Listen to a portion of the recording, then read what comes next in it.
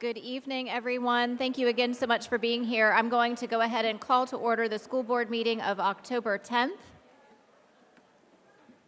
Tonight we have lots of special guests in the house, but before we start our meeting, I think first we would like to invite Dr. Robin Dellinger to come forward to introduce the student who will be. We're going to invite Dr. Robin Dellinger to come forward and introduce the student who is going to be leading us in the invocation and pledge. Thank you, Ms. Lockhart. The students that will be performing the invocation tonight are from Altamont Elementary, and I'm going to ask Mrs. Gamble, the principal, to come and tell you a little bit about the boys.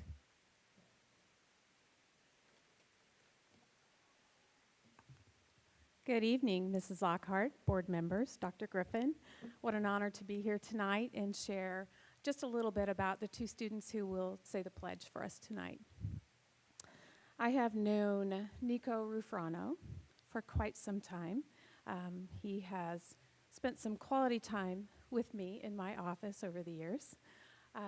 And I have met Dylan Bellerin Santos, known him for the last couple of years. Dylan does not hear. He is in our DHH program. Dylan comes to us from Venezuela, and when he came to us, he had virtually no language in Spanish, no sign, no English, and he has absolutely flourished at our school. I'd also like to recognize Nico's mom, Mrs. Leon, and Dylan's parents, Mr. Bellerin and Miss Santos. Welcome, thank you for coming. These two boys connected this summer during our summer program for 21st Century. And they learned through our Code to the Future program how to play chess. And so they became fast friends. But of course, there was a communication problem. And so they figured it out, a little problem solving, and Nico has learned to sign so that he can communicate with Dylan. And eventually what happened was, not only did they learn to play chess, they learned some strategies for getting along in this great big world of ours and making successes out of themselves. And so everyone has a story. This is their story. And it's really a great story because I've seen Nico flourish as a student in his last year at Altamont Elementary, and I've seen Dylan just blossom as a student. And so they are sort of the yin to their yang, if you will, and I would like to welcome them up right now.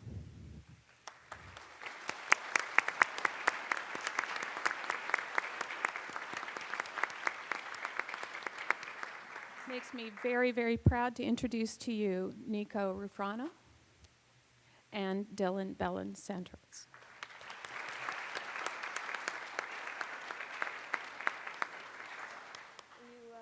All stand for the pledge.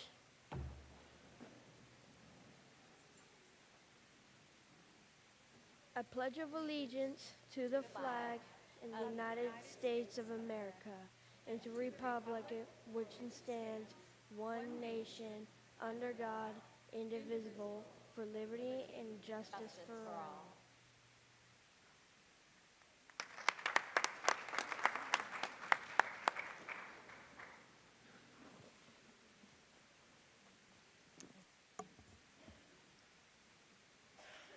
Thank you so much to both of you for leading us tonight in the pledge. It was wonderful to hear your story. Let the record reflect that all school board members are in attendance this evening except for Mr. Bauer. We have several members of the community here to be recognized. Polly DeLucia from the Seminole County Council PTA is here. Thank you, Polly. And Sandra Maldonado Ross, representing the Seminole Education Association, is also here with us this evening. She's a teacher at Lake Mary High School. Thank you for all you do. All right. Dr. Griffin, do you have any agenda modifications? Yes, Madam Chair, there are actually two items. The first, the addendum for good cause is marked on our electronic agenda by a green flag named addendum item. And also, I want to pull item R, which is the yearbook and photography services agreement for separate consideration. All right.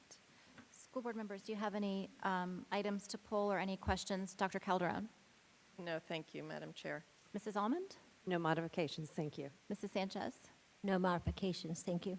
And I do not either. So could I have a motion to approve the agenda outline? So moved. Second. Motion and a second. Any discussion? All those in favor? Aye. Any opposed? Motion passes unanimously. All right. Thank you, Madam Chair. At this time, I'd like Mr. Rinaldi to come up just to give us a quick overview, really defining for the public what impact fees are. We've had a lot of questions, and we thought maybe we would just do something publicly very short, just so everybody understands, so there are not any misunderstandings out there. Mr. Rinaldi. And this Thank is you, on Doctor. our agenda later this evening to vote on, and so that's why this is pertinent. Exactly. Okay. Thank you, Dr. Griffin. Good evening, board members. I want to give you kind of a Impact Fee 101. As you said, there are 2 resolutions that are on the agenda this evening in regards to impact fees and moving forward to the county commission for approval for an increase in the education impact fees. This is a result of about 14 months worth of work which staff, yourselves, and the community has been doing. And it's been a little bit of a trek, but we're happy to say that we're moving forward at this point. To give you a little bit of an overview, when you look at the funding for Seminole County Public Schools, we are ranked 2nd in Florida for the percentage of operating expenditures that we send to the classrooms.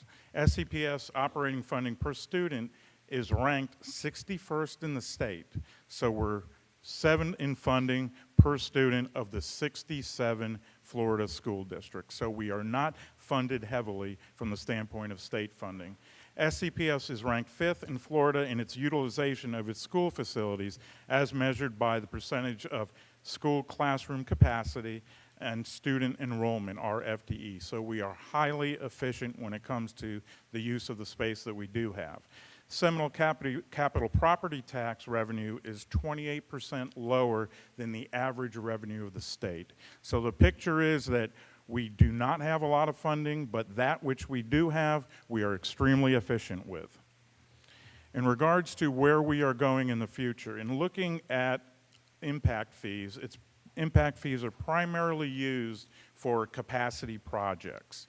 And as you can see, the blue bars are the actual projected capacity for the next 5 years. So we're anticipating where we stand at approximately 67,000 students this year, going up over 73,000 over the next 4 years.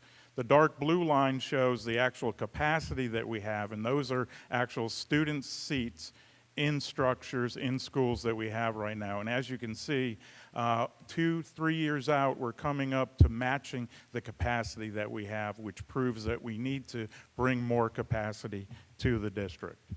From a standpoint of where will the growth be occurring, right now we have reservations with present developments for an additional almost 3,600 students over what we anticipate will be the next 3 years. And it's a fairly even distribution by grade level, being somewhere between 250 and 300 students per grade level for the next 3 years.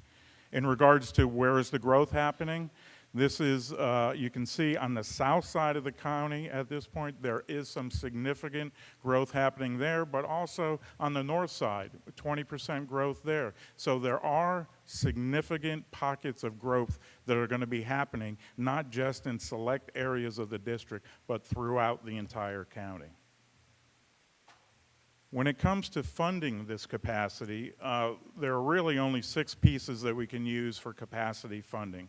One is the Certificate of Participations, which we used last year in order to build the new Millennium, which is presently under construction, to open up Longwood Elementary School, and to build the new ILC at Midway Elementary School, which will add 300 additional student stations to that campus. So Certificate of Participation is something that we use on an interim basis, but we don't use it every year over year.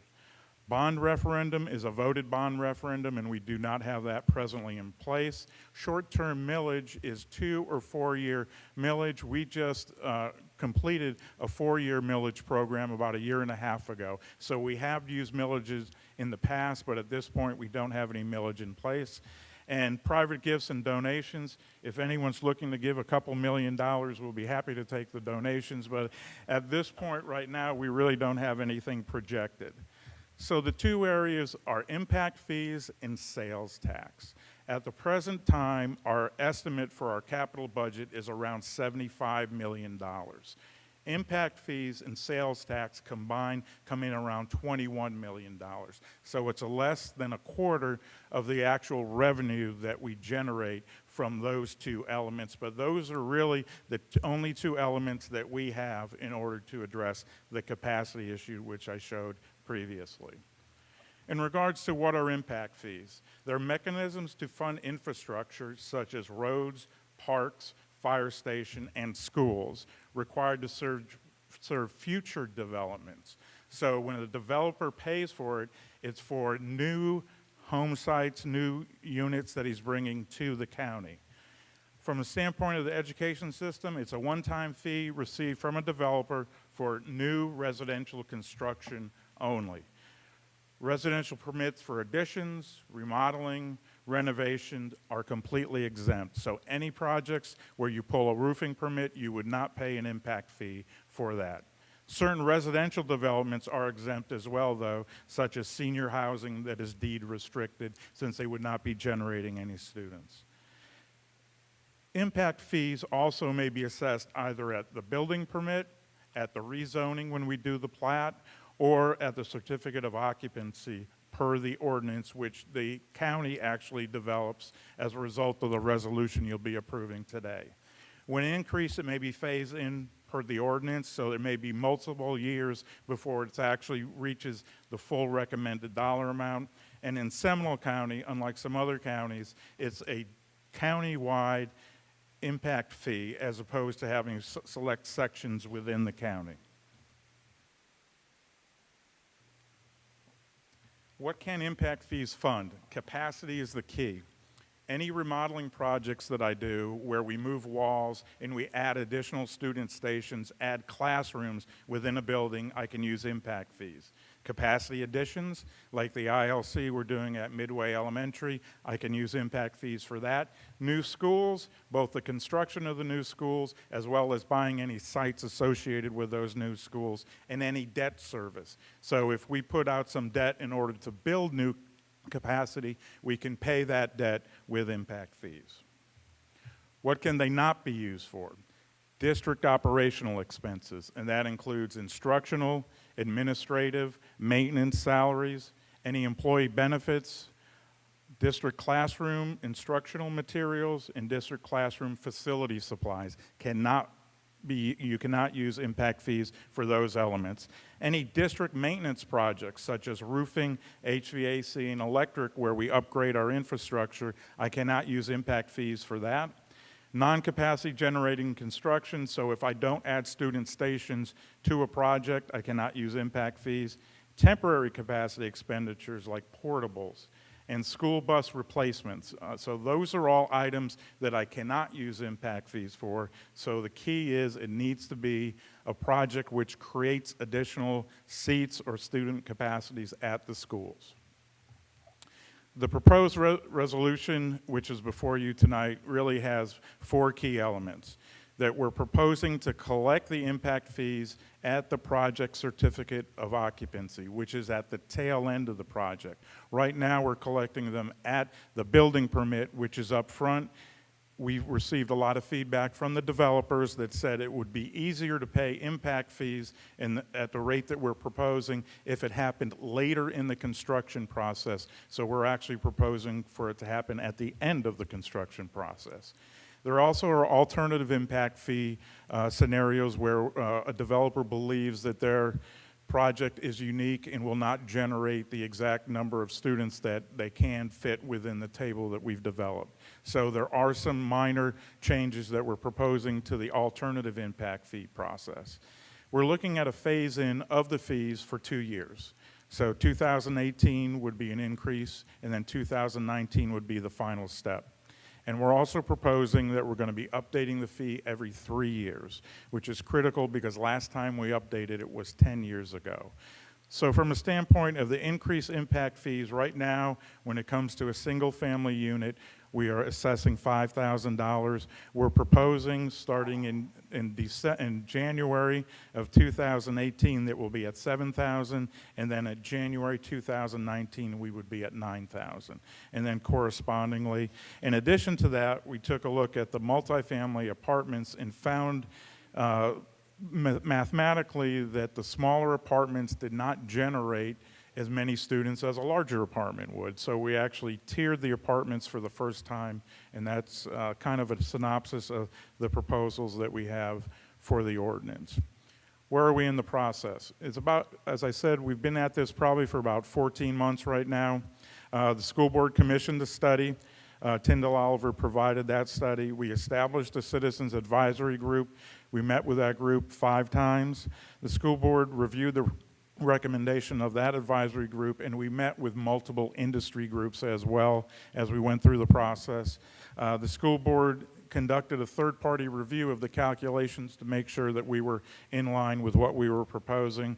And then finally, earlier today, the school board, sitting as a Seminole County Education System Advisory Committee, reviewed the final recommendations in preparation for this board meeting. So today we're at the yellow portion. School board will approve the resolution and submit to the county commission for their consideration, and then planning and zoning and the county commission will both review. We hope to have them review and approve it at that point. So why is this critical? Impact fee rates have not been updated for 10 years. The last technical study was done in 2006-07. We're over 10 years old there. And the impact fees need to reflect the most current and localized data, and being 10 years old, we are not doing that.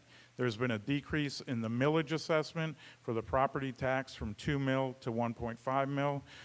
In addition to that, we've limited funding sources for the capacity. As I laid out, there's really only 2 funding sources, and it's less than 25% of our capital budget. There's been a significant escalation in Central Florida construction costs as well, so it is impacting our budget that we've developed for the projects. We see the anticipated growth countywide, and we see it at all school levels.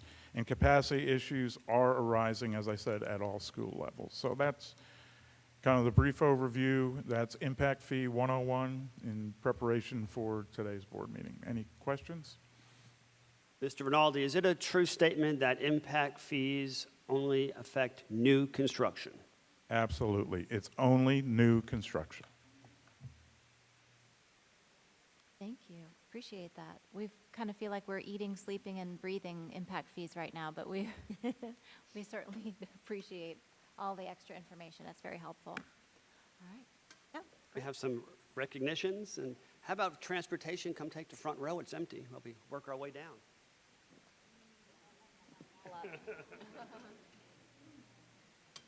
Here they come.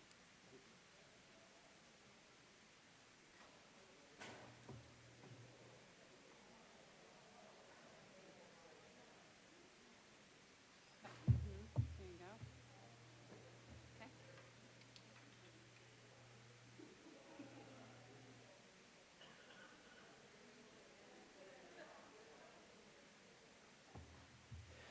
Good evening, school board members and Dr. Griffin. As everyone's getting settled, I just want to share some information with you about this year's Let's Read Seminole program. Let's Read Seminole is our summer reading program that's been around in Seminole County for years. Through the collaborative efforts of teaching and learning, information services, communications, transportation, the Foundation for Seminole County Public Schools, and multiple business partners, Let's Read Seminole represents a coordinated effort to promote literacy and eliminate the summer slump. One aspect of the Let's Read Seminole, the Big Red Bus, made yet another cross-county trek, traveling nearly 800 miles yet never leaving our county. With over 7,000 books checked out over the summer, the Seminole County children enjoyed multiple reading opportunities during the months of June and July.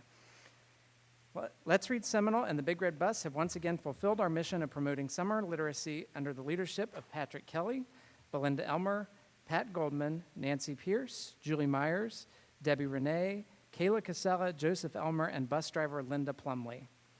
The students who participated in Let's Read Seminole, either through the Big Red Bus or on their own, also had the opportunity to submit summer reading logs to earn great prizes at their schools.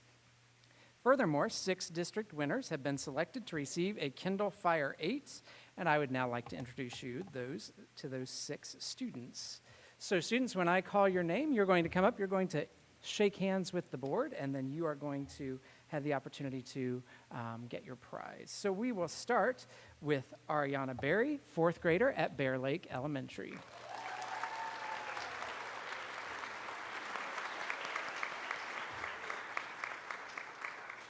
I told her you were going to ooh and ah about how the fact she's cute. So Ariana is here today with her grandma, her aunt, and her principal, Jenny Brouillard. And her teacher. Oh, her teacher made it too. How nice.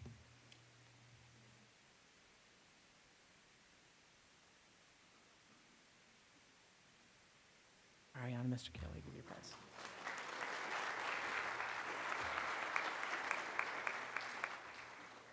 First grader from Winter Springs Elementary, Lily Rabaki.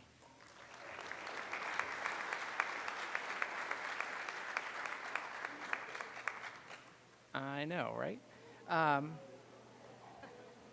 Lily is here today with her mom and dad, the Winter Springs Elementary Media Specialist, Marcy Gould, and the art teacher from Winter Springs Elementary, Erin Tanner.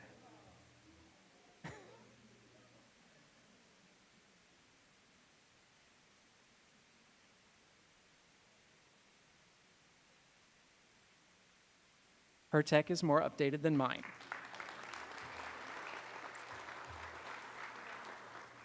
I don't know if the following student had a chance to join us. Shelby Spencer, 7th grader from Rock Lake Middle School. Yes, she made it. Shelby is here with her family and her principal, Dr. Jordan Rodriguez.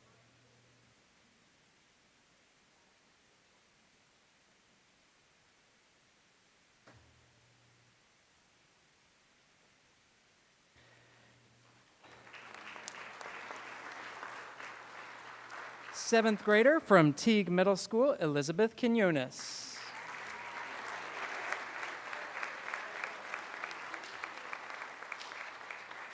Elizabeth is here with her mom, her dad, her brother, her principal, Deb Abbott, and other staff from Teague Middle School.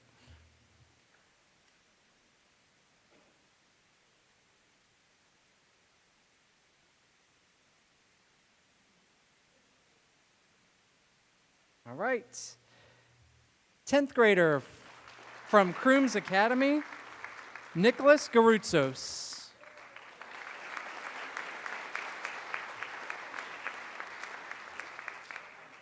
Nicholas is here with his mom and his dad, his current principal, Dr. Brandon Hanshaw, and also his former principal, Miss Demetria Faison.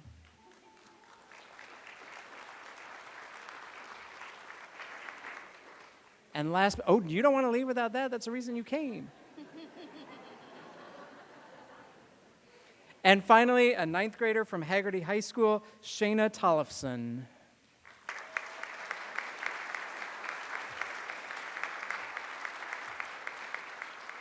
And Shayna is here tonight with her mom and her principal, Dr. Mary Williams.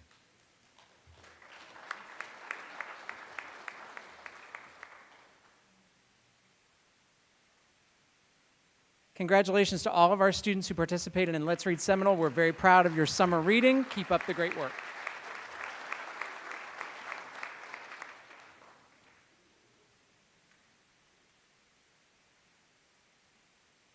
Board members and Dr. Griffin, I'd like to introduce our newest assistant principal at elementary school, Grace Philippa Hayes. Grace, if you come on down. Grace is our new assistant principal at Stenstrom Elementary School. She graduated from the University of South Florida, and she's beginning her 18th year in education. She started in Hillsborough County Schools and has taught 2nd and 4th grade. She moved to Orange County Public Schools, where she's been for 14 years as a teacher, an instructional coach, and an assistant principal. And this year, she proudly joined Seminole County as she enters her 4th year as an AP.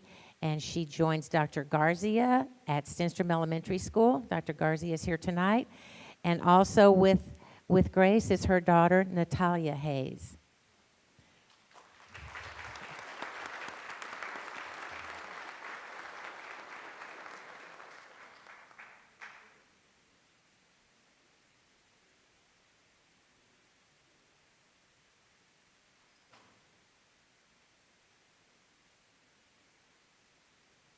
Good evening, everybody. Welcome to all of our guests and board members. I can't thank you enough for wanting to take time to recognize our shelter heroes. Like me, most of you got around to the shelters and was just completely and totally overwhelmed by our transportation folks bringing people with special needs back and forth, food service, all our employees, our principals, our students, just giving up time from their families to help those in need. I was just amazed at every single site, and I could tell a story from every single site about somebody who gave up a time away from their family during a time that was very, very stressful to help others. And I hope that the guests said thank you to all of you. I'm sure they did, but if they didn't, we do. And I didn't want to let this event go by without thanking each of you personally for what you did for all of us. So at this time, I'm going to have Martha Garcia start. The other principals can join behind. About half the guests, it looks like, were able to make it. But we wanted to take the time tonight to thank you personally. Ms. Lockhart, thank you for the ideas for the shirts. I mean, great idea. Missa Mills, where's Missa? Thank you. I mentioned about the shirts, and she had shirts ordered within 12 hours. But we also have some other people to thank because they made tonight possible. The T-shirts were actually provided by Dawn Erickson with the East Coast T-shirt Company. Dinner was provided by Little Caesars. Thank you, Little Caesars, and Stephen Purcell, the event manager, and Herman Rave, district manager. And cookies and snacks were provided by our friends at Central Florida Educators Credit Union. So this was a community effort. Captain Francis, where are you? Thank you. We were passing each other on the road, but you were making sure that everything was going well. As board members, as you know, Captain Francis knows, my team knows, we changed the format, and our principals took the leadership roles to make these shelters happen. So thank you, and our community is blessed to have people like you who gave up your time to help people when they needed it most.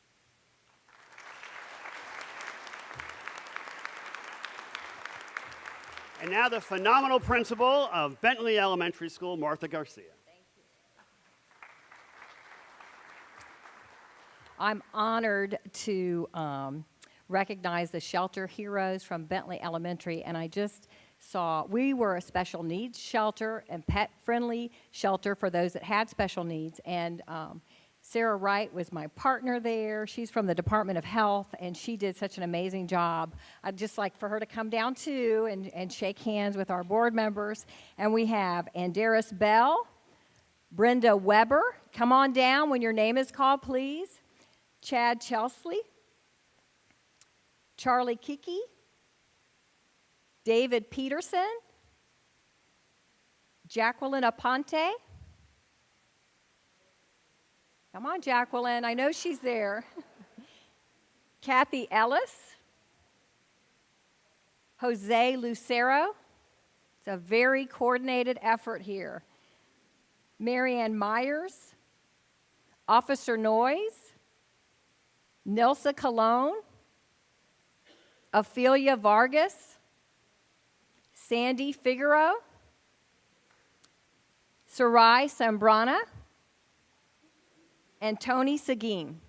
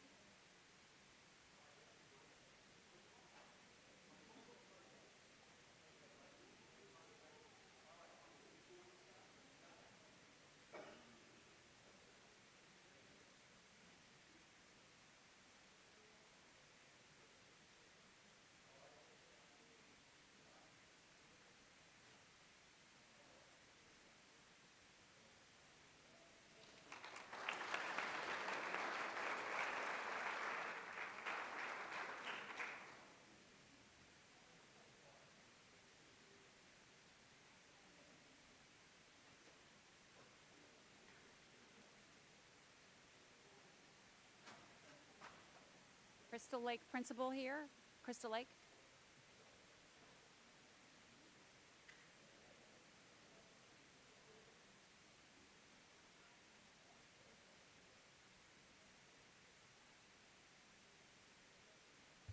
Okay, so if those folks from the Crystal Lake Shelter will join us, Abigail Dudnath,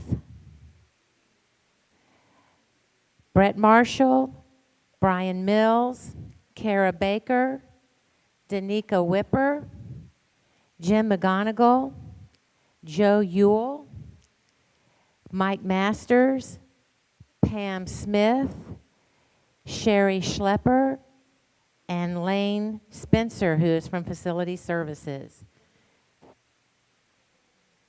Thank you very much for your help at Crystal Lake.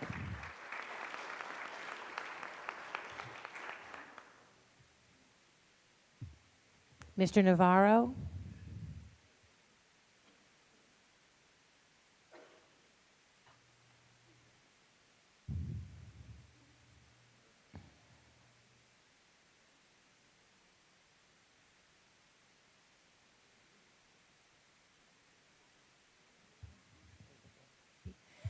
So from Highlands Elementary School, and Highlands was also a special needs shelter with a lot of very needy folks there. Becky Donaldson, Charlene Leiter, Craig Hopes, Deputy Conrad McDougall, Karen Canty, Karen Heflin, Lisa Phillips, Shayna Young, and Theo Canty.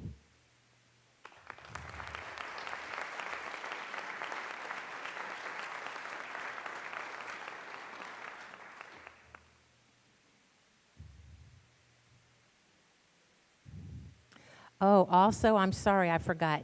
Deanna Mignaka, Eric Kendall, Jamie DeVivo from Food Services, Kay Hallett, Norma Muniz, Charlene Leiter, Jacob LaSalle, Taylor Pulliam, and Todd Quillen. I'm sorry, I forgot to turn the page. Thank you all very much. I was at Highland several times, and this was an awesome team of people. Miss Nicholas?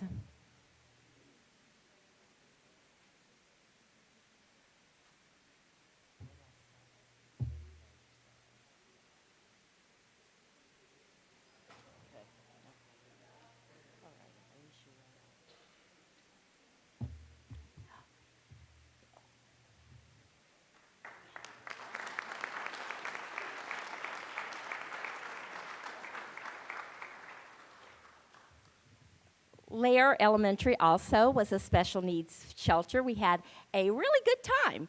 We even got baked goods from our executive director and really had fun. So we tried to make the most of it and have a hurricane party. And I'd like to introduce my assistant principal, Melissa Neese, who was very instrumental in helping our shelter run. If you're here, please come on down. Alicia Reyes from Food Services, Danielle O'Hara, Darlene Kokoroff, Deanna Magesa, who was from Food Services. All of those ladies did a great job, great meals. Gail Hunter, Jacob LaSalle, Joanne Rodriguez. Kristen Ramakasoon, a fellow administrator, also helped us out. Mary Botch, Tony Williams. Come on down, you're here, I know, I saw you. Great guy from facilities, he kept that generator running. Kay Hallett, and our SROs from our school and other schools, Kenneth Gordon, Kyrus Brown, Richard Dickinson, and Tina Riggio.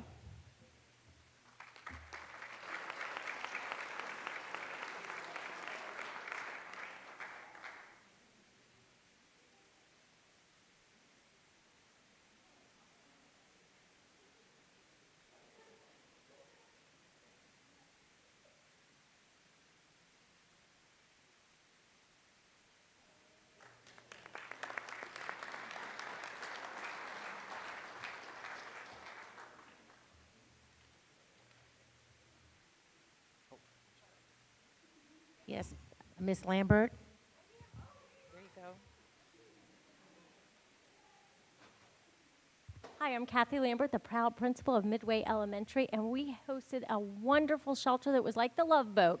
We had sections with different cabins for sizes of our families, and we had over 150 residents, and we had recreation, we had food from our PTA and from our community, and we enjoyed serving everybody in the Midway area. Let me get my list, my glasses. I was lucky enough to have my assistant principal, Christy Lester, who helped tremendously.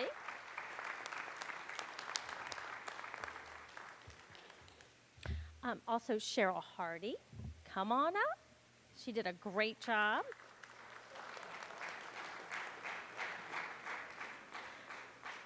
Cynthia Coleman. Christopher Jimenez. I also had Abigail Gollin, Angela Phillips, Ann Weatherspoon, Barbara Keller, Christine Newton, Donna Fields, James Smith, Kenny Hargett, Kevin Bradley, Kim Cotter, Michelle Oldham, Quinn Bird, and that's it. And James Smith, also from facilities, who kept our generator running, which was fabulous. I appreciate all of them.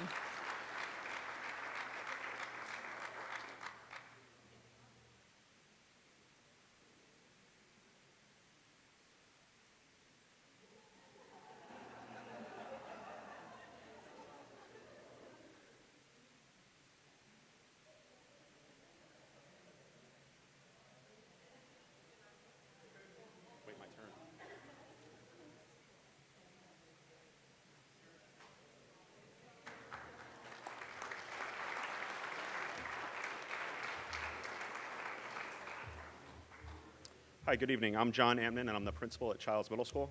Very excited to be here to recognize our school workers that worked around the clock, serve our 199 shelter guests. They are Danton Thomas, Diane Taylor, Elizabeth Darcy, Aaron Basillo, Jason Lindsay, Jerry Lindsay, Joseph Darcy, Julia Tolentino, got one,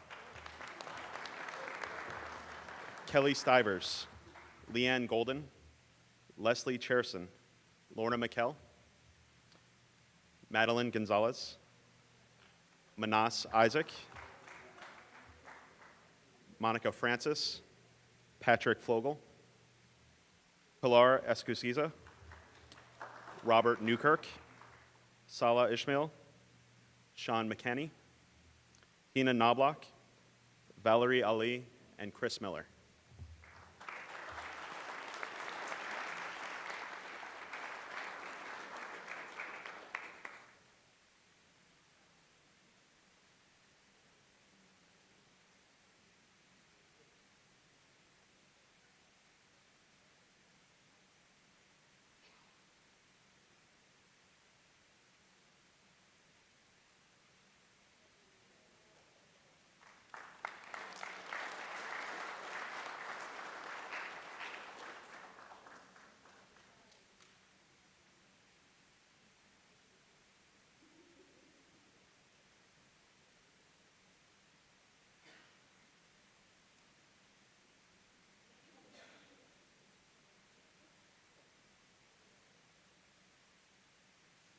Good evening. Lake Mary High School also had about 160-something residents at a shelter. So we had a fantastic team, including 3 members of my admin team, the 3 Musketeers, who couldn't make it tonight because they're all on campus on duty for sporting events. So goes high school. But I do have a couple folks here, and I would like to introduce, I'll read all of the names, and then if you're here, please do join me. Beatrice Manley, Brian Singer, Carl Brown, Carrie Endress, Chris Endress, Eileen Incarnation, Erica Stormer, Ernie Myers, Felicia Nadeau, again, Jim McGonigal, you can join us too, Jose Cruz, Judy Colazzo, Lisa Lynch, Luke Kennedy, Madeline Rivera, Maria Atorhutua, Mary Beth Thompson, Mr. Joseph, Nadia Fernandez, Paul Wanish, Reggie Brooks, Shelley Atkinson, Spencer Wilbert, Steve Longarzo, Steve O'Rourke, Susie Manning, Tammy Bass, Tom Oliver, Winola Grigley, Jeff McBride, and Joe Carroll.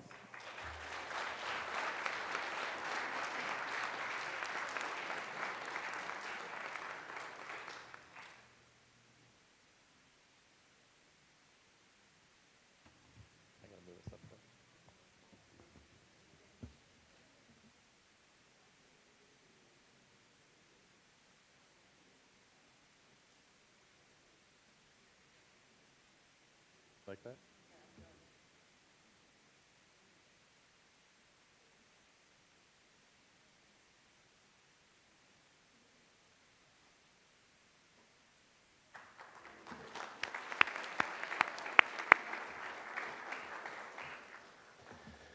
Good evening. At Lyman High School, we had a large crowd, 479 guests that stayed with us, and 158 animals this year. So we had many, many stories, and I'm proud to say that for the first time, instead of what Midway did with the Love Boat, we actually did not have the Love Boat this year. So, yay. And unlike Winter Springs, who's at athletic events, I think our heroes are still at school serving others. So they're not here tonight, but we have very many that are we're going to welcome in a second here. So Amy Moore, Angela Templeton, Barbara Inns, Bill Muse, Brandon Hanshaw, Dr. Brandon Hanshaw, New Crooms Academy principal.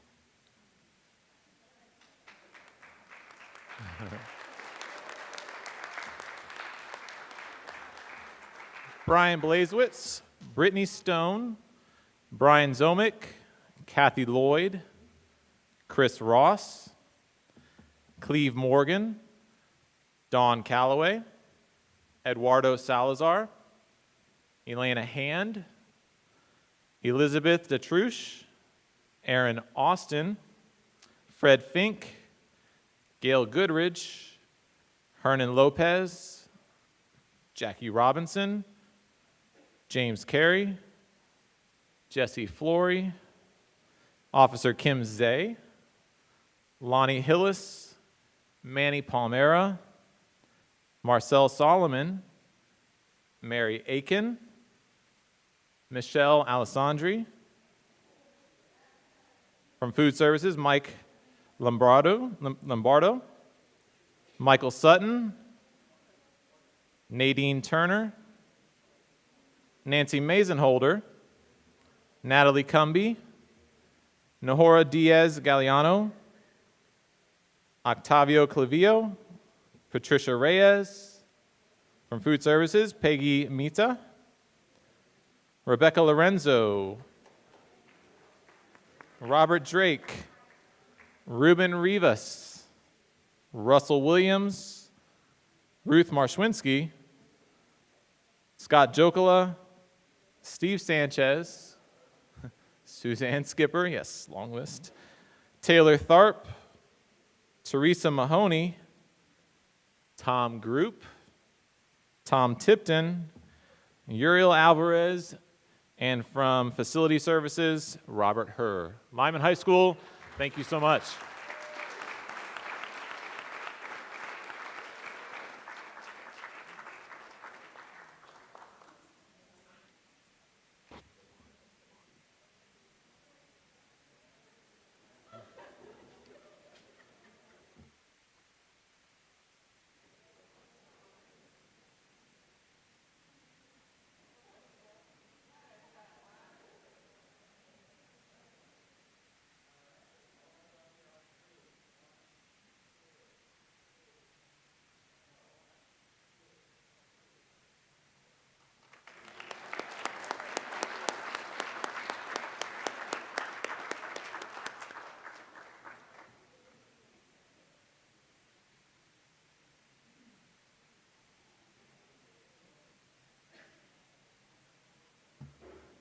Good evening. I'm Pete Gaffney, the principal at Winter Springs High School.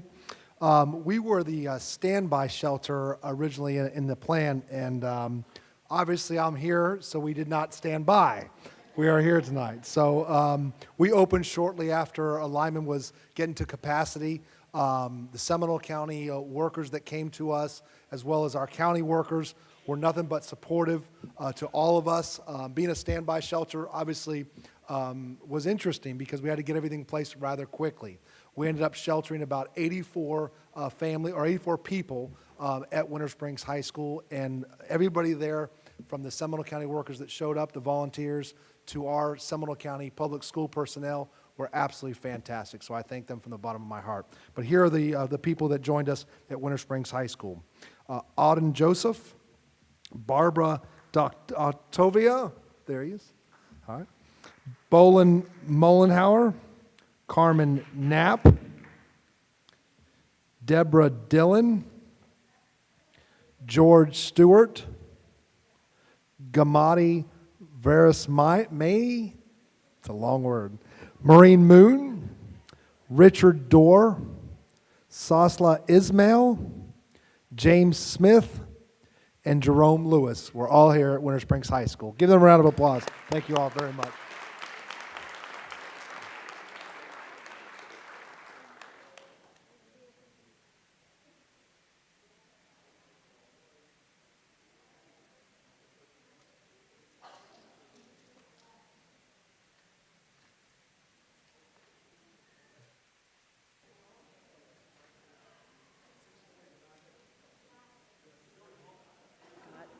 This is what Nessa handed me, and then there was like all these little add-ons for I went ahead transportation. and Did you did get my everybody? idea, Good and for I you. sort of told them as I got here, so I don't have to call a bunch of people who Love how organized you are.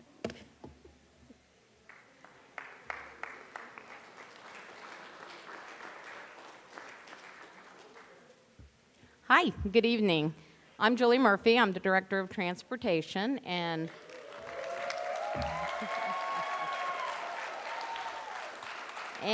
I always tell people when most people are driving away from the storm, my group's driving towards the storm, and they do an excellent job.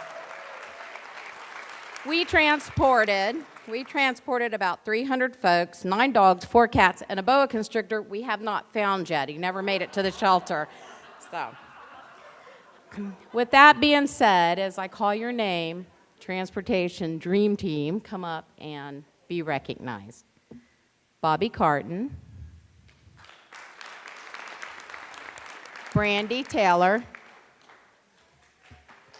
Bryant Rivera, Dorothy Brown, Eric Brady, Evelyn Garcia, Gail Bryan, Gloria Austin, Heather McDonald, Jean Rodriguez, Jerry Connor, Jerome White, Jonathan Radowitz, Joyce Shaw,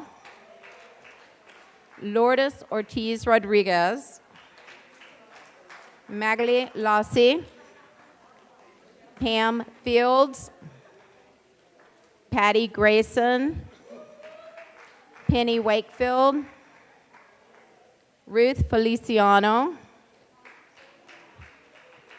Tara Willis, Tasha Collier, Taika Jackson, Tina Williams, Thomas Hosino, Wes Childers, Alfred Harris, and my right hand, I couldn't do it without Jackie Entrude, my assistant director.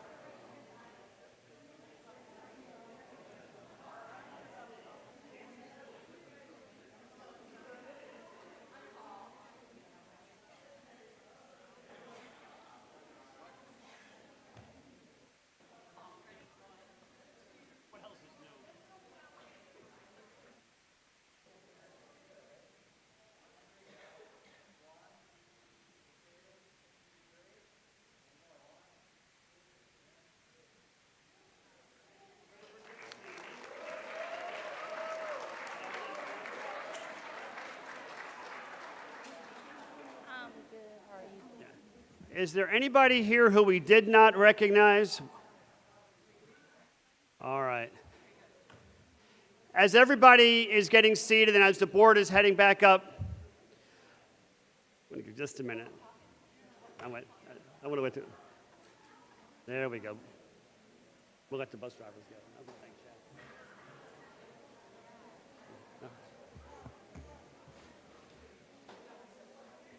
Chad. I could do this from here.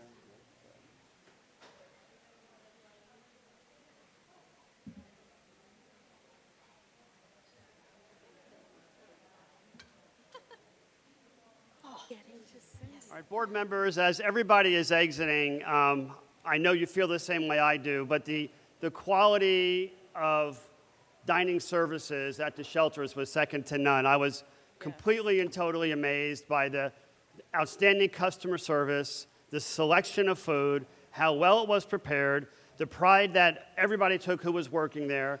And I know it's a lot of people who make it happen, but Chad Wilski, I want to recognize you specifically for your leadership and your work, so thank you.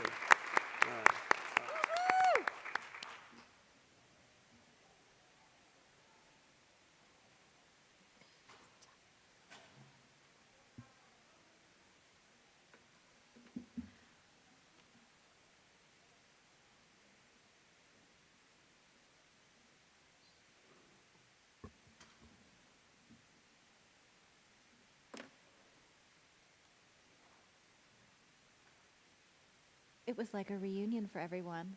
They were all so happy to see each other. We don't need to schedule a hurricane. We need to have more opportunities to get together. Exactly. I thought they were all staying for our presentation. Sorry. Shucks, right? Yeah, that was it. Dr. Griffin and board members, we thank you for the opportunity tonight for our Focus on Achievement to present our update on the Ninth Grade Center. My name is Mike Gaudreau, Executive Director for High Schools. Hello. Turn those lights on. Touch it. Push the little, there you go. Touch the Testing. rectangle. Uh-huh. Green Connie light means Collins, go. Principal Seminole High School. Frank Casillo, Principal on Assignment at the county office. Jamie Washington, Ninth Grade Center Director at Seminole High School. Good evening, board members. And without further ado, we'll go ahead and get started. Behind the concept behind the Ninth Grade Center at Seminole High School, it was to create an environment for success for our incoming high school freshmen, along with allowing more manageable numbers on the main campus. That being said, based on what we have currently at Seminole High School, we can house approximately 1,200 students from the health sciences, the IB program, and regular zone students. Choices currently is in the process of establishing the enrollment protocol for the main campus at Seminole High School. Proposed bell schedule basically would be between a 10-15-minute shift differential from the main campus. So start times on our Monday, Tuesday, Thursday, Friday. On the main campus, the start time is around 7:10 a.m., and we're looking as a proposal for 7:20 a.m. start time on the Ninth Grade Center. Dismissal, as you can see right here. So sorry, went a little too fast there. There we go. So the dismissal time would be staggered, but this is all, as I stated before, proposed. This is just a template or a sample of what the bell schedule would look like at the Ninth Grade Center. Transportation, we are trying to do the staggered time schedule to allow the buses time to drop the students off at the main campus first and then migrate over to the Ninth Grade Center. With that being said, these are some suggested options that we're looking at with transportation. We're still in that brainstorming process right now, but perhaps, like I stated before, option one, buses could drop off at the main campus, go to the center for the drop-off in the morning. The PM time would be the one we really need to look at logistically. Buses could pick up at the main campus and then go to the center, or we could have a set of buses at the Ninth Grade Center while simultaneously having buses at the main campus for dismissal times. The migration, we're looking to basically keep our students there on the main campus. If there's any window for a migration with the bell schedule, is to have our ninth graders to start their day at the main campus for just certain electives.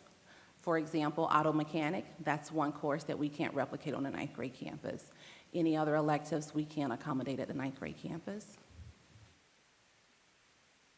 Communication, we're going to have a link on Seminole's high school main page with information for our family and community members.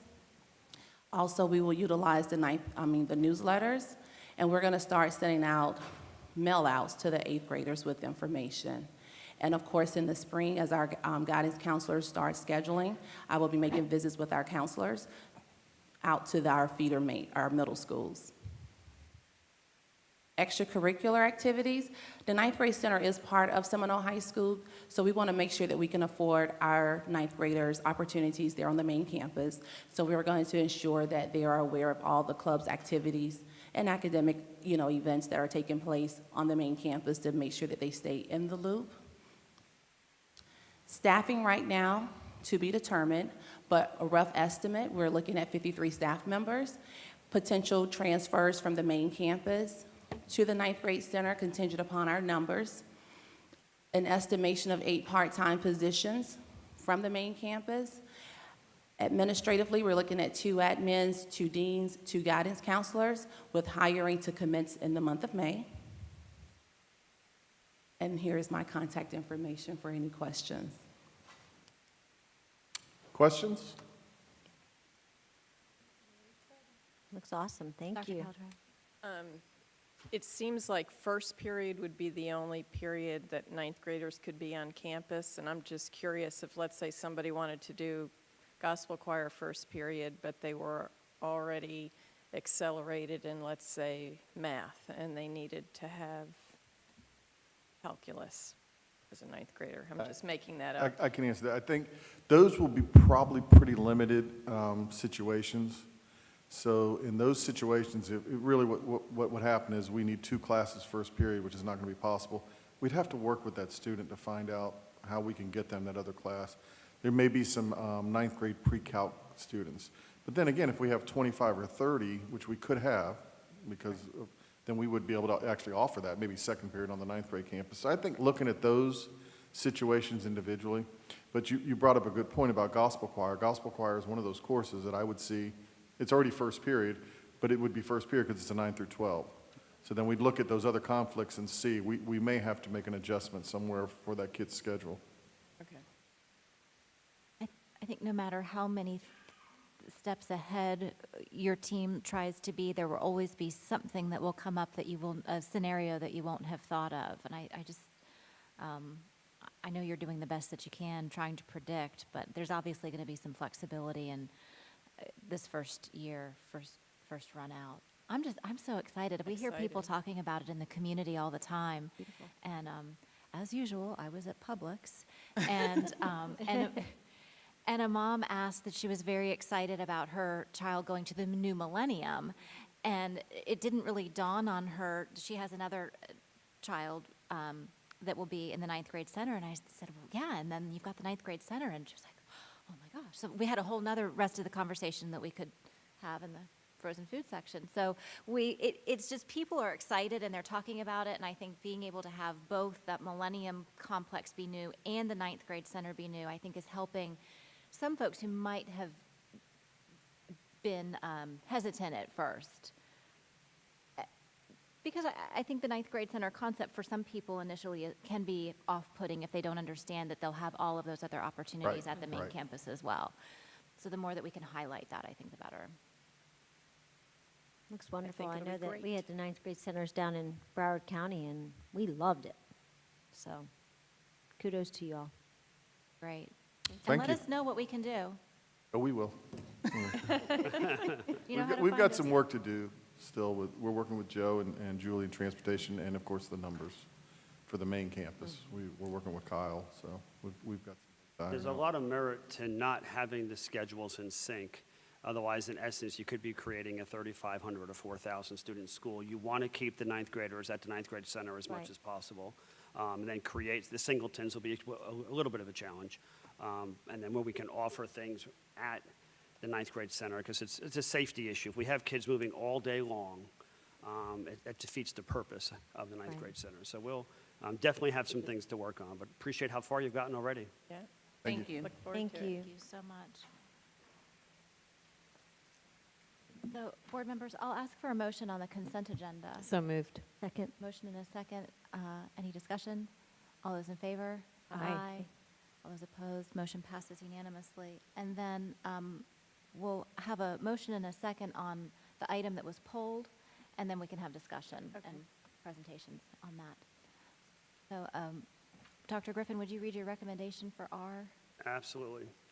That the School Board of Seminole County approve the Evaluation Committee's award recommendation for RFP 171800001P-LL Yearbook and Photography Services, and authorize staff to negotiate agreements with the top-ranked firms. So moved.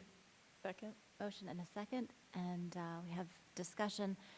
Ms. Olson, I think if you want to just come forward, I think we have someone here from the public that would like to speak on item R, and I'm sure that it'll be an opportunity for you to provide clarification for us.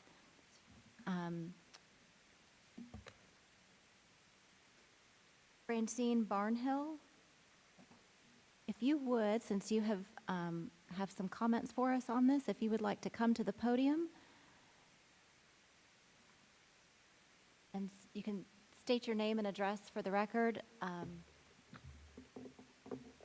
Okay, my name is Francine Barnhill, 864 Benchwood Drive, Winter Springs, Florida.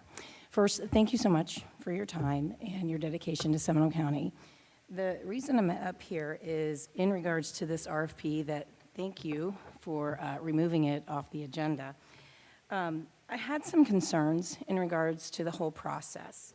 And the fact that I am now going to be limited as a yearbook advisor and a person who handles the photography for Winter Springs High School in only being able to choose between 2 companies for yearbooks for seniors and only 2 companies for photography that does senior photos.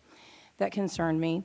It also concerned me when it came to these RFP process and looking at the application. My concern was in the scoring of these companies when they submitted their RFPs. On here, it says in section 4, it goes through talking about the evaluation committee, which was a 4-person committee for this one. There was a elementary, middle school, and high school rep, and then also a business advisory person who got to score these. I'm looking at the subjectiveness of the scoring and the way that it was handled. On here, in section 4, under number C, the respondent's response will be scored by evaluation committee members, and the scoring is 0 to 4, 0 being unsatisfactory, not responsive to the question. That means that they didn't answer it. If you go back and you look at your 4-person committee and all of the forms they submitted, committee or advisory, or whoever the person is, the number 1 person that did the review, he scored a 0 on 2 companies, where the other 3 scored the 2 companies. How is a 0 not answering a question, but yet the other 3 are able to see that the questions were answered? This to me says that it's a little subjective to your feelings in this. It also says number 1 is unsatisfactory, 0 not responsive. Number 1 is below minimum standards. So responsive to the question, but below acceptable standards. Where are these standards listed? Especially when it comes to experience. Is it 1 to 3 years ranks a 0? No, because that's a response. 1 to 3 years maybe ranks a 1. 5 to 10 years is a 2. There's someone on this here that has over 25 years worth of experience, but they're ranked a 1. Someone has 8 to 10, but they're ranked a 3. So do you see where I'm saying that these become a little subjective here? So the scoring goes up to 4. So that's where my concerns came from. Personally, I work with a photography company that does the senior photos, and I chose them after interviewing 4 different companies for the school a year and a half ago because they came into the school. They came and did the senior photos at the school. I've had more responses from parents and students how much they like that. In 5 days, I photographed 400 students, 400 seniors. I'm not going to get that kind of service if I have to go to a cold, very unpersonable studio. Okay, parents like it because they feel safe. They know where their kids are going. They know that there's staff there, and it brings our community back together. So I'm asking you to either, you have a choice. You can, in the rules, you can throw this out and make everybody start all over and give all the people on the list that have met all the criteria, because there is a list and not just the short list that you're going to be given, that have met the criteria, either the chance to present or go ahead and put them through. And let me have a choice between 3 yearbook companies opposed to the 2, or 4 photography companies opposed to just the 2 on there.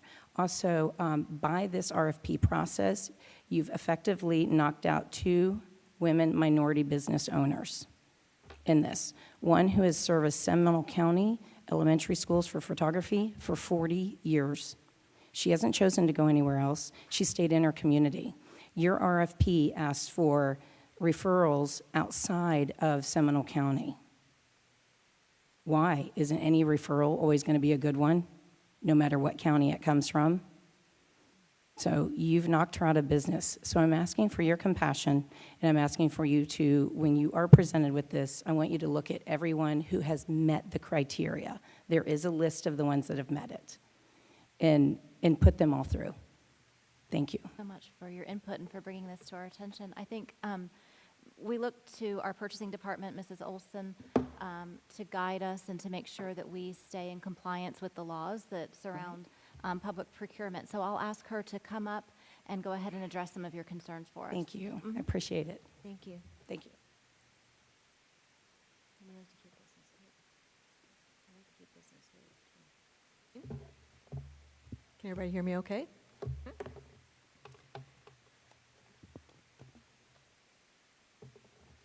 Your evaluation committee took their responsibilities very seriously and evaluated all the proposals that were received independently, brought their scores to our shortlist meeting, and determined that the firms before you were the top qualified firms that submitted everything in accordance with the requirements. The ones that were not brought forward were firms that the committee felt were missing in the areas of their written proposals. So I'm going to ask you to explain that a little bit. So one of the questions was, who sets the requirements? And I believe we essentially set the requirements when we approved for the RFP to be advertised. Is that correct? Yes, you authorized staff to issue a request for proposal, and the purchasing department went out and researched various requests for proposals from other school districts so that we could put one together that we felt best met the needs of our school district, with the understanding that if we did not have enough qualified firms during this 3-year term, we would come back to the board and request permission to issue another RFP and give companies a chance to submit qualified proposals. How come we don't have a parent or any parents on this committee? Is that just protocol that we never do usually? Because I know that we do for the other committees. We have a business advisory board member that sits on our And he competitive solicitations, children, RFPs. and We he doesn't have children? haven't had a parent serve on a Not in the school? evaluation committee in the past. They're normally our employees, a non-voting board member if they're interested, and then the business advisory board member. Thank you. I would say it's a very interesting committee process to be a part of. You know, you had high school graduation portraits, you had yearbooks, you had some that only did yearbooks, you had some that only did photography, you had elementary that had different needs, you had middle that had different needs, and very many different opinions. And we were charged with, even if we knew a company personally, looking at the application and measuring against each other fairly. And that's when, you know, even as a non-voting, that's when it went forward from that. So I felt it was a very fair process. And in defense of some of the firms that didn't submit complete proposals, this is a new process for them. The statutes have been repealed, which exempted this from the competitive solicitation process. So I think they're learning along the way. We've had several debriefings with the firms that didn't make it to this award recommendation, and we've given them copies of each other's proposals, all the score sheets, so they can learn and submit more complete proposals next time.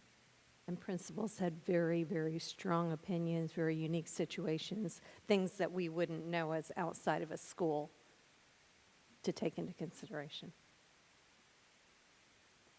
So how many total firms submitted?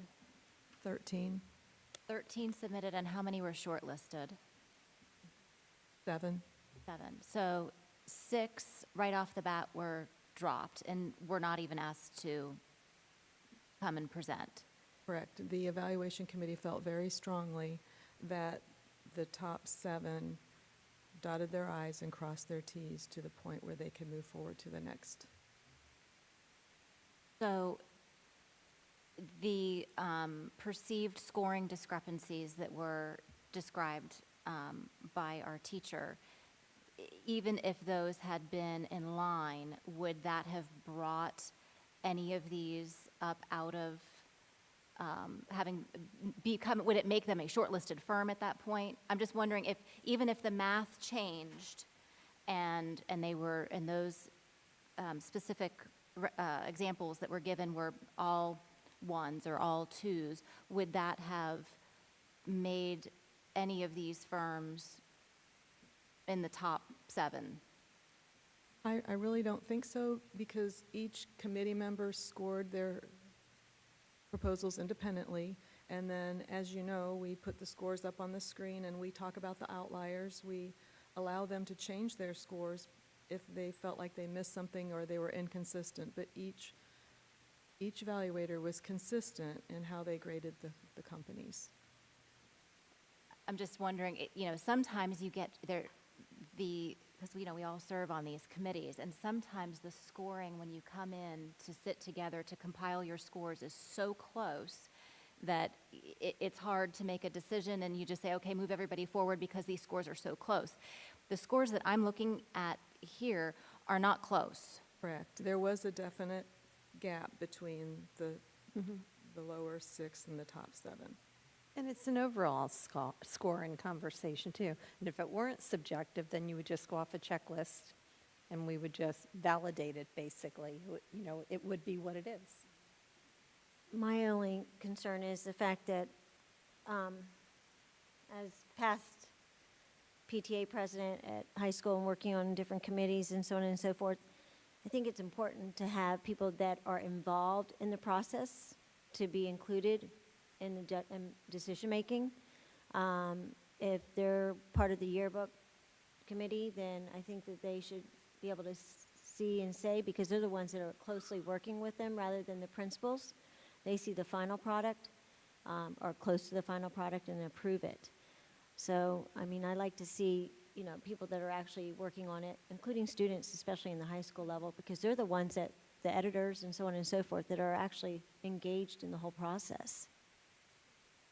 And Ms. Olson, if I understood you correctly, you said that this is the first time that this particular product has gone out to RFP.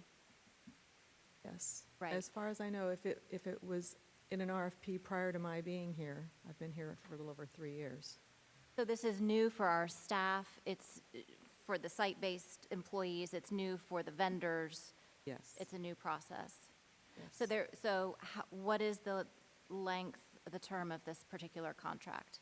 This is a request for permission to bring agreements back to the board for approval. We're anticipating a 3-year agreement. So the next time an RFP would go out would be 3 years. Yes, unless we hear back from the schools that they do not have enough suppliers to reach out to based on this list. I just have a quick one.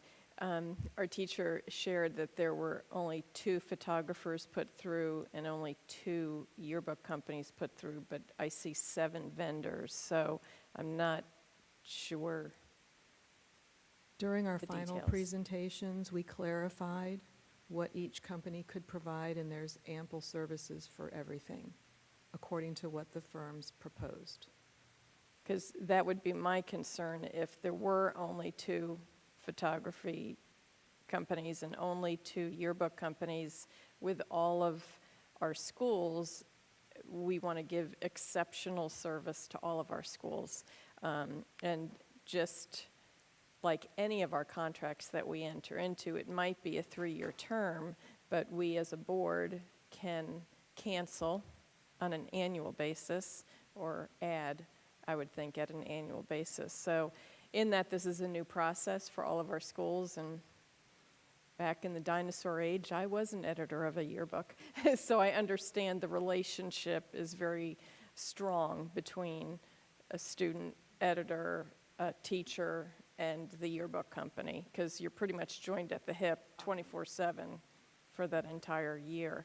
So I'm sure, just as any change, whether it be a software change or a testing change that we do in education, there's going to be some sort of disruption. But I would really hope that we can stay in close communication with our schools, that we don't have any hiccups. And I appreciate the professionalism that you've brought to the department to make sure that we are honest and ethical and equitable to all vendors when they propose. And I know we've all sat on many different RFP processes, and I do have to say, and I did not see the people's individual scores, but usually if somebody scores a 0 for one company, they're pretty consistent for all the companies, because everybody has their own subjective and analytic reasons for keeping that score consistent. It might not be consistent among those sitting on the committee, because we might have different scoring matrices. It's not as easy as in a classroom, right? When you know that if it's 90%, it's an A. That's not usually how the RFP process goes. How many photography and yearbook companies right now, this might not be a question you have the answer to, but I'll look to maybe some school type people. I'm looking at you, Gaudreau. How many photography companies and yearbook companies would you say currently serve all of our schools? Do we have 8 different companies right now providing? Is it a predominance of 2 or 4?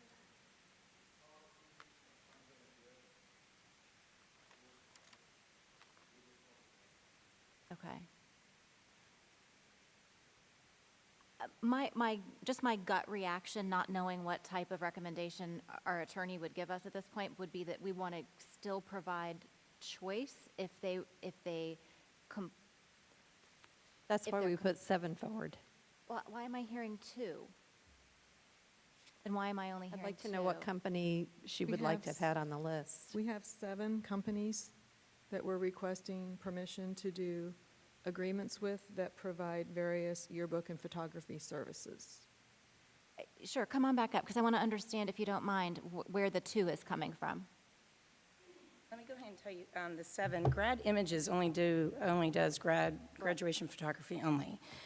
Life Touch does elementary and middle. Leonard's is one that provides both high school and middle and elementary if they want, but they do the senior photos, is what I'm talking about with the 2 companies for senior photos. Dean Stewart is another one that does senior photos.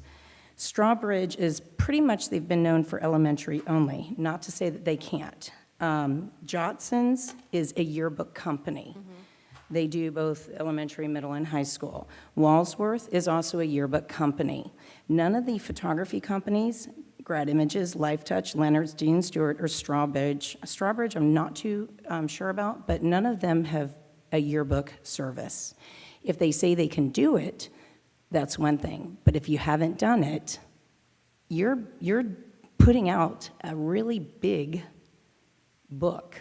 So you know it's a lot of work, but they have not been known to do these services. That's why I said 2 yearbook companies, Jotson's and Walsworth, and then 2 senior photo companies. I did want to point out that, when it comes to the RFP, and it is a new process, and it is things that, everybody's kind of a learning curve on this, especially for the companies involved, that a lot of the communication wasn't put out there. I know for myself, I communicated because I heard about it because another vendor was on Vendor Link, and they saw it. And I'm like, did you know about this? So I started the process with at least the 2 vendors that I work with. So yeah, that's to give you an answer on those companies. Who have That's you where I worked got with? 2. Who have you been working with? I've been working with Herf Jones. Thank you. Yeah, and they have a motto this year that we are doing, and that's why I'm so passionate about it, is for our yearbook, it's about the souls on paper. And they challenged us for every student that had a 0 next to their name, that means they're not tagged in the yearbook, that we turn them into 1s. So my students are turning all those 0s into 1s and those 1s into 2s because it's about the students and it's about them. It's a life lesson, and I've enjoyed working with this company and the workshops and the free workshops that we've attended. Plus, I've learned the whole system. It's an online system, so yes, to start over, I'm looking at it on an educational standpoint of going, you know, very nerve-wracking to do that. So, thank you. So Ms. Olson, if they currently have a contract with another vendor for this current school year, are they okay with that? Yeah, sorry. Can she continue with who she's doing business with if she has a current Absolutely. contract? Absolutely. We actually extended all of the current photography and yearbook agreements for an additional 6 months, from July 1 to December 31st, with the understanding that if they signed order forms that reference those agreements to finish out their school year, they are in compliance. Okay. Correct. Thank you. And we have unsatisfactory forms for services and materials that we'll be supplying all of our schools, along with instructions and overviews of the agreements after we bring the agreements back to the board, most likely in November or December, so that when they're ready to start next school year, they'll have all the information they need on what the firms provide, what they have indicated to the evaluation committee that they would provide, and we will hold them to what they have put in writing to us.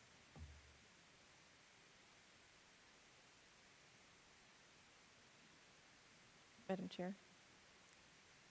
Could I ask our legal counsel, you know our process through all of our RFPs. There were points brought up from our teacher and obviously from the purchasing department. From a legal standpoint, what is your advice to the board at this point in time of what to do with this action item? I have heard nothing that would take the recommendation outside of the process that you all have approved and that your purchasing department has complied with. There's not been any objections that I'm aware of that have been filed by the actual submitters, the proposals. And we are still within the outline of your policy and your process. That would be my personal concern, that we have to stay within our policy and our process. And now that we've verified with staff that we did, I wanted to make sure from legal counsel, because that would put us in harm's way for almost any agreement this board has engaged in with any vendor of any type if we go outside our policy or procedure. And I would share, I know that you all are aware that we had, previous in the year, an objection regarding our process, and it has been vetted, it has been tested, and I think it is one that will withstand a challenge. At the end of the day, we want to provide options for our schools with vendors that they can trust and that they can work with. And I know sometimes when we're sitting in those committees and we say, well, how many do we want to put forward, or how many do we want to allow to negotiate at that point? That line that is drawn in those committees is somewhat arbitrary with a little bit of rationale behind it. But, you have to draw the line somewhere. And without knowing what these other 4 companies do before you get to the vendor that has been used in the past, you'd have to draw the line all the way down at the bottom to get to that particular vendor. So I don't even know how you could get that person rationally, that vendor, back in the loop with the current scores. This might be a learning experience for that vendor. So can I talk a little bit more about the conversation that went on? So we discussed whether we were going to go, but there seemed to be a really kind of a pretty good line there with the companies that we were going to bring forward or not. And then we discussed if we were going to make any other exceptions, we'd either do it all or not, because the rules seemed to be they all followed the process and did what they were supposed to do. Except for down at the bottom of the line. Okay. I have a question. Are all RFPs different where some have on the RFPs and some don't? My Because recollection, I sat we on the haven't- band one and, There- just curious, I thought they, The band uniform, I'm trying to recall if they We had were parents. just technical advisors. They may not have been voting. They may have just been there. I honestly can't recall that one. okay, thank you. And the band uniform is a little different because it's specific to an individual school. So it could possibly be. Thank you. Any other questions, any other advice from council? Nope. The motion and a second on the floor. Superintendent's recommendation, all those in favor? Aye. Aye. Any opposed? Thank you. I think we have some opportunities to learn moving forward, and the fact that you'll be able to continue to use that vendor for this book that you're already working on, I think makes me feel a little bit better.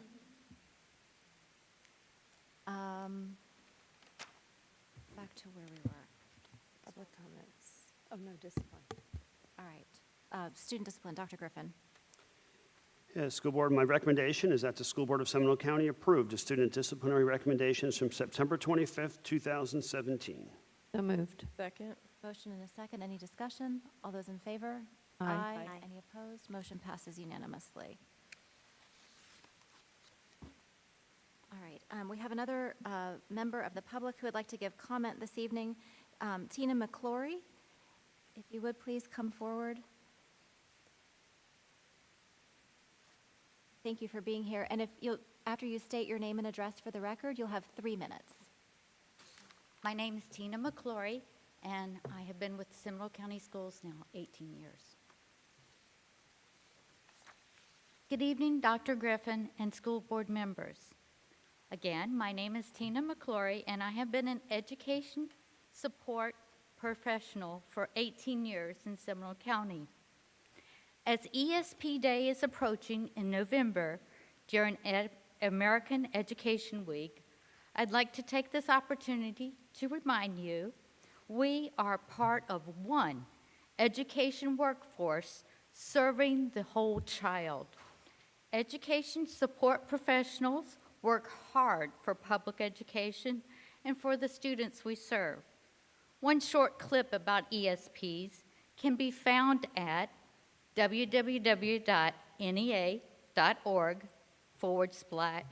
www.nea.org/ESP holds student. It's about Sophie and how ESPs have been a part of her life. You see, ESPs transport children to and from school safely. We're the first to greet children each morning. We maintain safe and clean schools. We provide nutritious meals for children. We assist teachers in classroom instruction. In the elementary school setting, we teach all kindergartners the life skill of opening their milk cartons. As clinic workers, we may give the child the extra words of encouragement, as once again a phone call is made home to please bring another change of clothing for the pre-K student who was having so much fun they just forgot. Together, we're providing great public schools for every student. And just like you, we're parents and community workers. Nationally, 75% of us live in the communities we work. Please join with us in celebrating National Education Support Professionals Day on November 15th of this year. Thank you.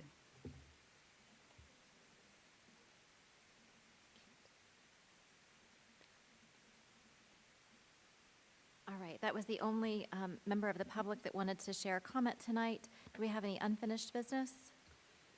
No, Madam Chair, but we have two new business items. All right. All right, the first one, that the School Board of Seminole County approve Resolution 2017-08, requesting that the Board of County Commissioners of Seminole County, Florida, amend Ordinance 2007-41 as set forth herein. So moved. Second.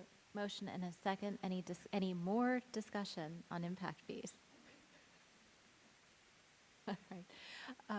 All those in favor, aye. Aye. Aye. Any opposed? Motion passes unanimously. The next recommendation is that the School Board of Seminole County approve Resolution 2017-09, requesting that the Board of County Commissioners of Seminole County, Florida, amend Chapter 105 of the County Land Development Code to amend certain provisions related to the alternative education system impact fee studies. So moved. Second. Motion and a second. Any discussion? All those in favor?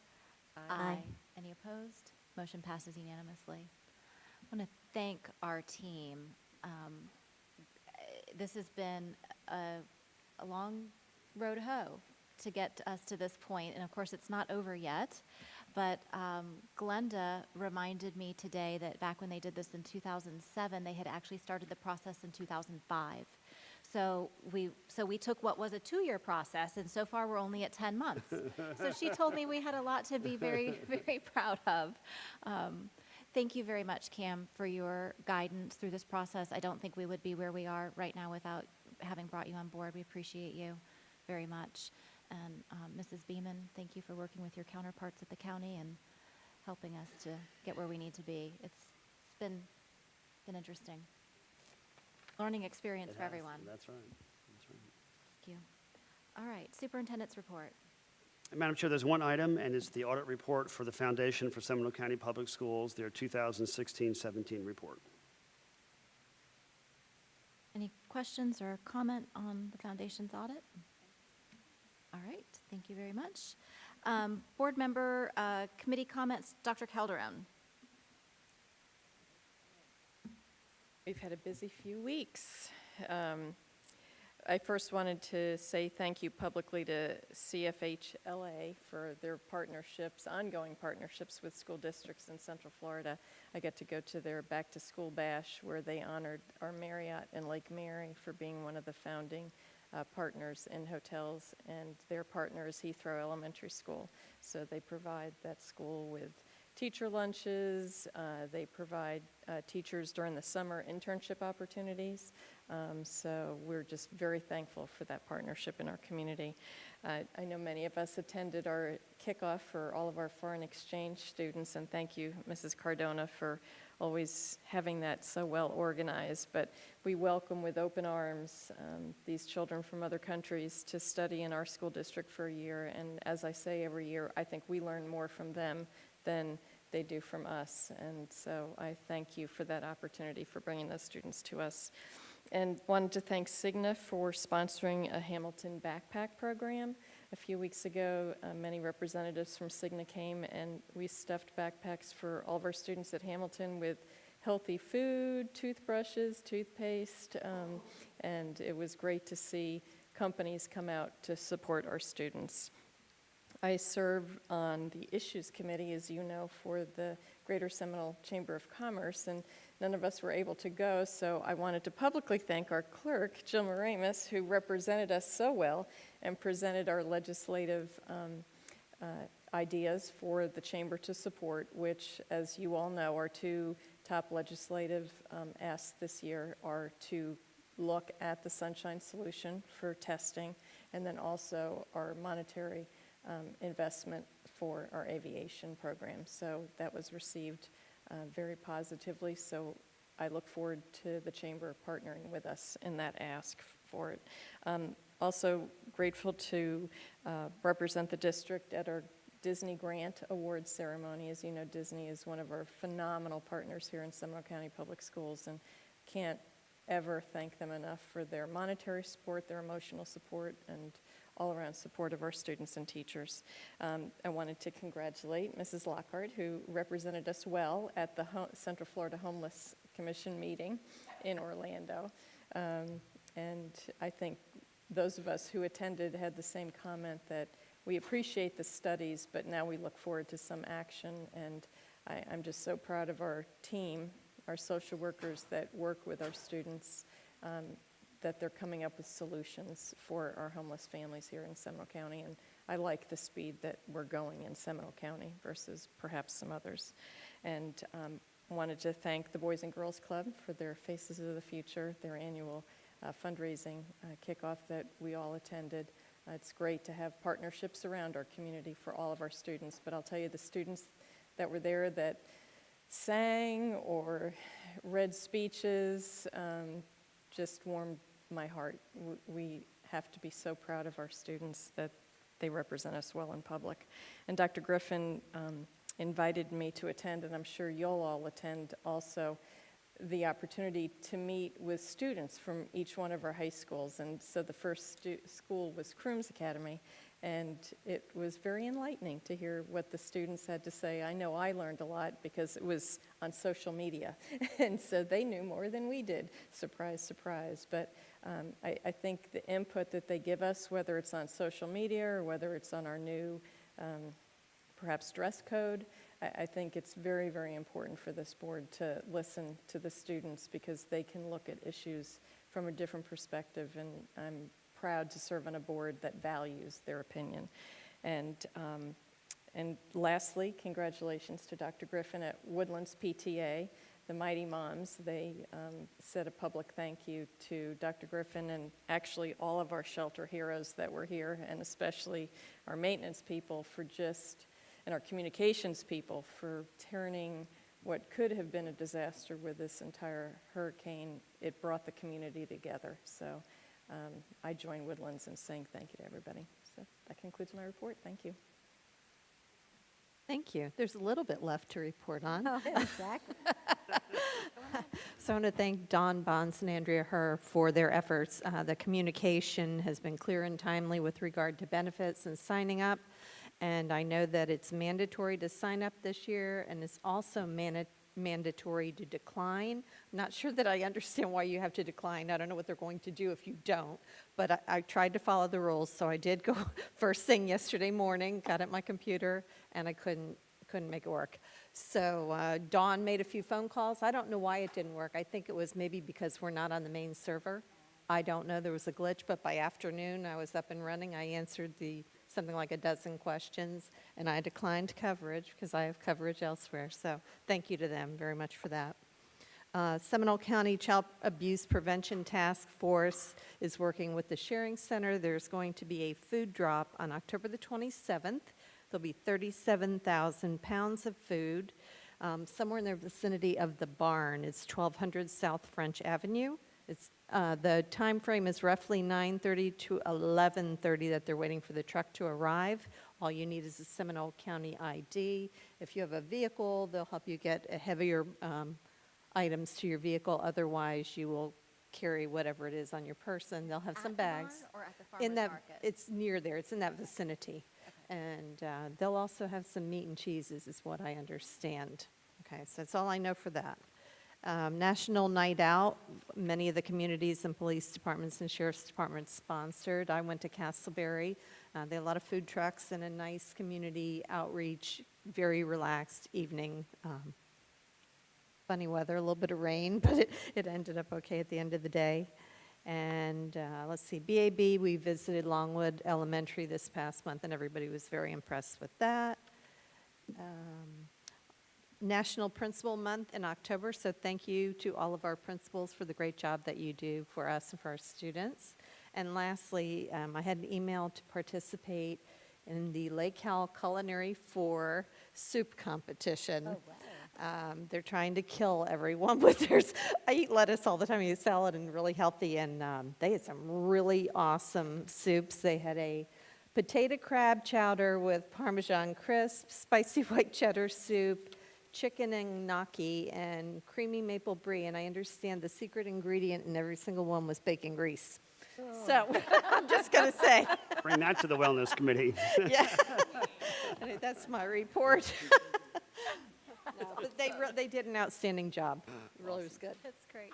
Mrs. Sanchez. All right. Okay, so we pretty much covered a lot of the same things because a lot of us go to the same places together. And we had a great time going with you to a lot of the schools and seeing everything that's going on. And keep up the great work, teachers and faculty. Just want to say shout out to you all. You all are doing a great job. And, stop and smell the roses. And, we can do it. You can do it. I had an opportunity to go with Mr. Gard Harold over to the Environmental Study Center. That was wonderful for their 40th anniversary. And we had a nice turnout there. This weekend will be the 5K fun run, Saturday for that, which I won't be able to make, but just so everybody knows, that's this weekend, and it's not too late to sign up for. I went to the National Night Out over in Sanford first, and then went to Lake Mary. And we had the K-9 unit doing demonstrations, fingerprints for the kids. Home Depot was helping them build little birdhouses and little toolboxes. The health department was there, Healthy Kids, Safe House, wonderful resources at both Lake Mary and at Fort Mellon. CalNo, that was our Council of Local Government meeting, and we actually had it here, so we were the host this time, and we had the pleasure of listening to Dr. Griffin speak and fill us in about what was going on, and the city's also reported on what they're doing.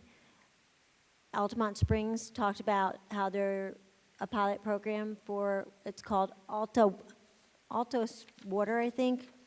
I'm not sure exactly if I'm saying it right, but anyhow, they're learning how to reuse and recycle water. So, yes, Pure Alta is what it's called. So if anybody wants information on it, I have it, or you can probably pull it on Altamont Springs website. And Seminole Cultural Arts Council, we have a Thursday night at our Lake Mary Gators is a spirit night, and we'd love to have people there because, of course, that they help give funds to our students for arts and everything like that, so we would really appreciate people to come to that. And Mary Lane has been gracious enough to help me, along with our clerk of court, Grant Malloy, and Fran over at the clerk office, where we've been working on trying to get artwork up on the walls of the Criminal Justice Building. And the paperwork is done. Everything looks like it's ready to go. And so they're going to pay for the fees for the framing and the stakes for the walls. And Mary Lane sent out a letter to all the schools so we can rotate it. So we'll have about 15 pieces of artwork, and we'll rotate every 3 months for that. And then, of course, I don't think we're having a meeting till afterwards, but I don't want anybody to forget about the Dee Dee Schaffner band program, and that's at October 21st. And that's at Lake Brantley High School. The band festival will be at October 21st, and I believe it starts at like 5 o'clock. And that's it. Okay. Thank you for mentioning the Commission on Homelessness. I didn't feel like I, did that great a service, but we have a lot more work to do. And I think with all of the folks that we have on our team working directly with the students, I think we have the right people on the right seat in the bus in Seminole County helping to make some good changes. So Dr. Griffin and I are going to be meeting with Chairman of the County Commission, John Horan, and we have Amy Elwood, and Dr. Walsh, I believe, is going to join us, and some other members of our team that we can have to sit down with members of the county's team, Pathways to Home, so that we can really have a good discussion about how we want to move forward in Seminole. So thank you very much for bringing that up. Foundation update. Saved it on my phone. We have some new board members that we want to welcome. Chris Brown from Wellboro has joined us. I think he's coming back. I think he was on and has now left and has come back to join us. Molly Townsend from Lockheed Martin. Shane Burnsid from Gilbane Building Company. And Katie Burris from our Seminole County Council PTA is joining us. Arts Alive coming up. Very excited about that. There are 90 different performances auditioning on October 11th and 12th. and that is a lot of auditions. I don't know how many they're narrowing it down to, 15, 16? Between 12 and 15 from 90. That's going to be a tough decision. I hope that group doesn't also have to approve yearbooks and photography services. So we're very excited about Arts Alive. Obviously, 21st year to be holding that incredible fundraiser, and we appreciate all the work that all of our staff members put into making that happen. We've already commented on some other foundation items. I want to talk about the coalition. Yesterday, the Central Florida School Board Coalition, Dr. Calderon and I both attended. I've asked our clerk to outline in an email so that we can actually document the process that has gone on with the website. As you all know, the Seminole County School Board is the school board of record, the founding school board of the coalition. We're the fiduciary, bookkeeper, and records keeper for the coalition. That's becoming increasingly more difficult on our clerk. Some of the communication has not been real great, having to ask for information multiple times in order to get responses. And the situation with the website, frankly, has just become quite silly. So I've asked Jill on our behalf to please outline everything that she has had to deal with over the course of the last 6-8 months. And she said, I don't know if I can do that without seeming like a crazy person. I said, it really doesn't matter. You can seem like a crazy person. You're at that point. I give you. It's gotten a little silly. Yeah. So we want to be sure and support Jill in that role because she's doing a big service to the entire region, not just to our school district as a part of the coalition. Also want to thank Marjorie Murray for inviting me to join her FASFIPA group and ECTAC. ECTAC is East Coast Technical Assistance Center, and FASFIPA I'm still working on. Florida Association of State and Federal Educational Program Administrators.